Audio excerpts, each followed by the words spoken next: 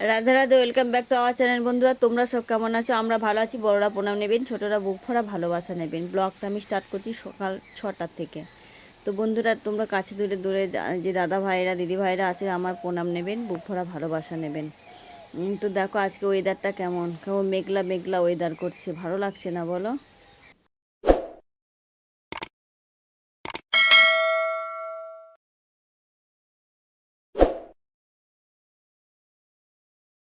তোমরা তো জানো মা নেই, তো মা আমাকে একাই কাজ করতে হচ্ছে। বাসনগুলো ধুয়ে নিয়েছি আজকে। ফুলগুলো কালকে দেখিয়েছিলাম, একটু ফুটেছিল, আজকে আরেকটু ফুটেছে দেখো। আর একটু বড় হবে, খুব বড় ফুলগুলো হবে না গো।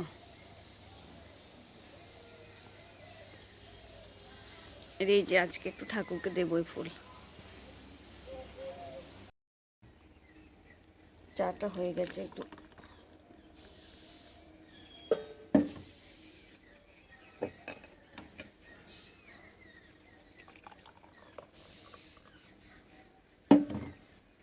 তোমাদের দাদাভাইয়ের চা, আমার চা, আমার মেয়ের চা। মেয়ে এখন খাবে না, একটু ঢেকে রেখে দিই। সকাল থেকে এত তাড়াহুড়ো না, ভালো করে ভিডিও করতে পারছি না। মেয়েকে যে ভাতের সব ঠিক করে দিলাম, ও রান্নাটা বসিয়েছে। ও আস্তে আস্তে রান্নাগুলো করুক, আমি বাদ বাকি কাজগুলো সেরে নেব। স্নান করব, ঠাকুর পুজো করব, অনেক কাজ আছে।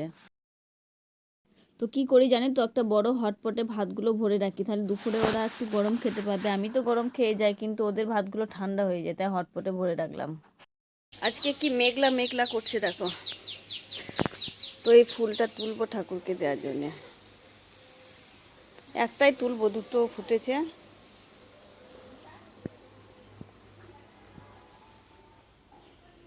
ঠাকুরের বাসনগুলো ধুয়ে নেব, তুলসী মঞ্চটা একটু পরিষ্কার করব, অনেক কাজ আজকে।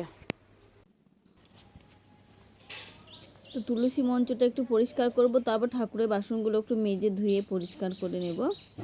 কি বলো তো, তুলসী পাতাগুলো শুকিয়ে গিয়ে পড়ে, তো ওগুলো নোংরা হয়ে থাকে। একটু পরিষ্কার করে না দিলে ভালো লাগে না, একদম অপরিষ্কার লাগে। ঠাকুরের জায়গা তো একটু পরিষ্কার পরিচ্ছন্ন রাখাই ভালো। আমি ঠাকুরের জায়গা বলে নাই, বাড়ি সব পরিষ্কার করে রাখি আমি। সমস্তটা ঝাঁটটা দিয়ে একদম পরিষ্কার পরিচ্ছন্ন থাকতেই ভালোবাসি। আমি সেই জন্য একটু খাটাখাটনি হয় বেশি, কিন্তু কি করব, একটু না খাটলে তো পরিষ্কার পরিচ্ছন্ন করা যাবে না। তো পরিষ্কার করে এগুলো মগের মধ্যে ভরে জলে দিতে হবে। এগুলো ঠাকুরের তুলসী পাতা তো যেখানে সেখানে ফেলা যাবে না, তাই তুলে মগের মধ্যে রেখে 2-4 দিন রেখে দিই, তারপর এটা ফেলে দিয়ে আসি যে পুকুরের জলে। ফুলের উপরে যে ঠাকুরের কাছে ফুলগুলো থাকে, সেই ফুলগুলো ওর মধ্যে ভরে রাখি, যে পুকুরের জলে দিতে হয় এগুলো। বাসনগুলো একটু মেজে নেবো ভালো করে।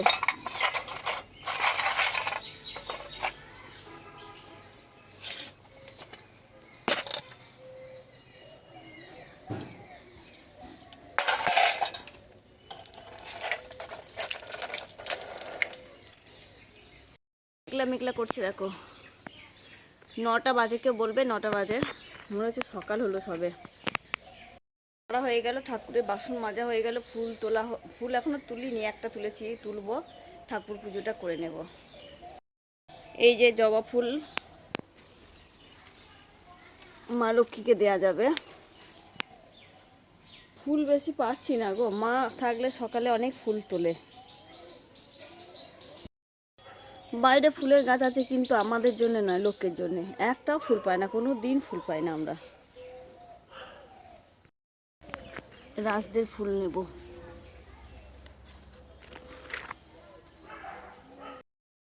রাজদের বাড়ি থেকে এই ফুল দুটো নিলাম, এই যে হরগৌরী না কি বলে, এই যে।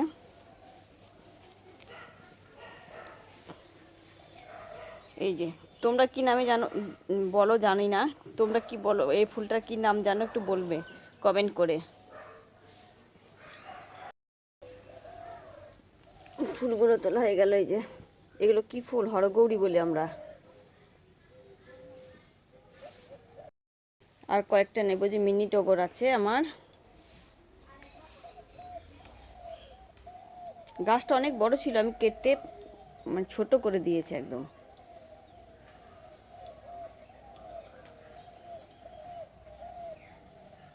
তুলসী গাছটাকে একদম ঘিরে নিয়েছিল, সেই জন্য কেটে ছোট করেছি আমি। ফুলের ঝুড়িটা উপরে আছে, নামানো হয়নি, তো এই এর মধ্যে নিয়ে নিলাম ফুলটা। ঠাকুর পুজোটা করে আসি চলো।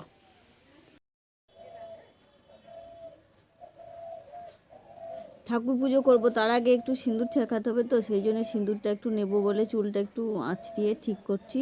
তারপর চোখে পড়লো দুটো ফুল ওখানে আছে, তো হাতটা ধুয়ে এসে ফুলটা নেব তুলে। এখানে কি অপরাজিতা ফুল আছে একটা, আর দুটো কেচুনি ফুল আছে।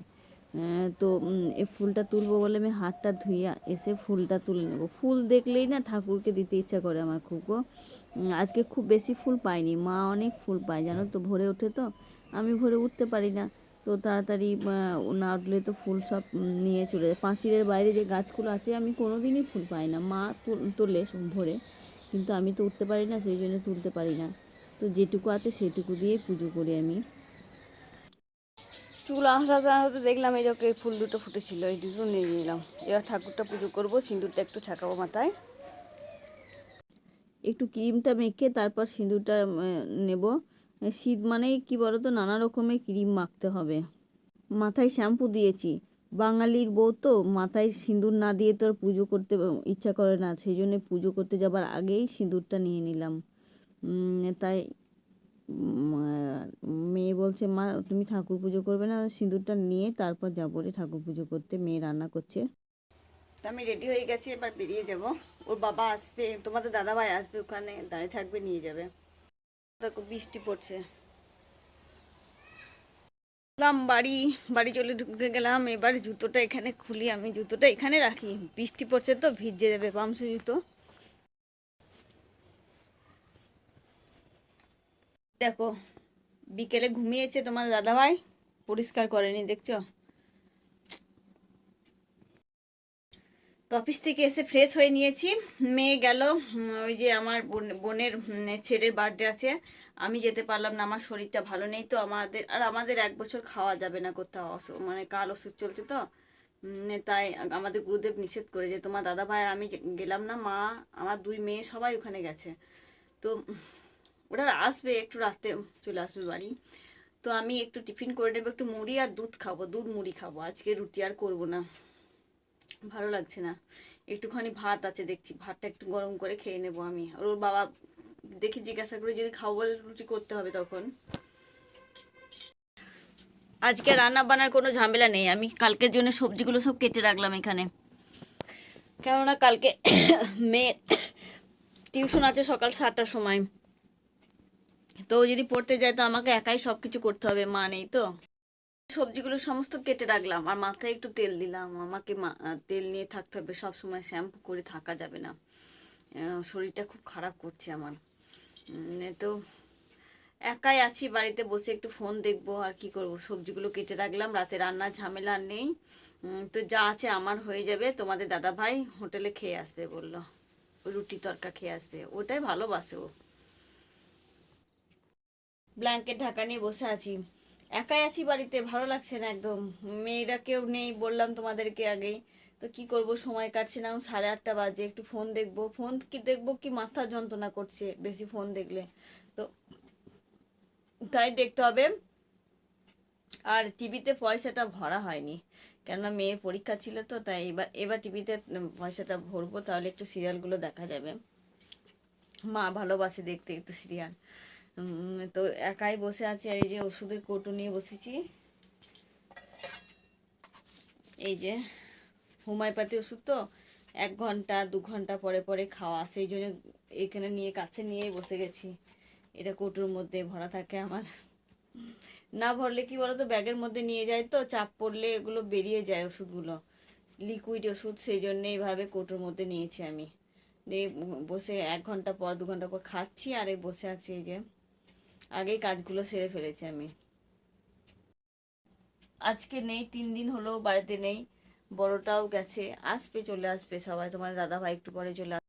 প্রচণ্ড ঠান্ডা পড়েছে বলো, আমি কটসলের এই নাইটিটা পরেছি তো, এটা পরে থাকতে পারি না আমি, তা তোমাদের দাদা ভাই জোর করে কিনে দিল, কেমন যেন অস্বস্তি লাগে একটা পরলে আমার।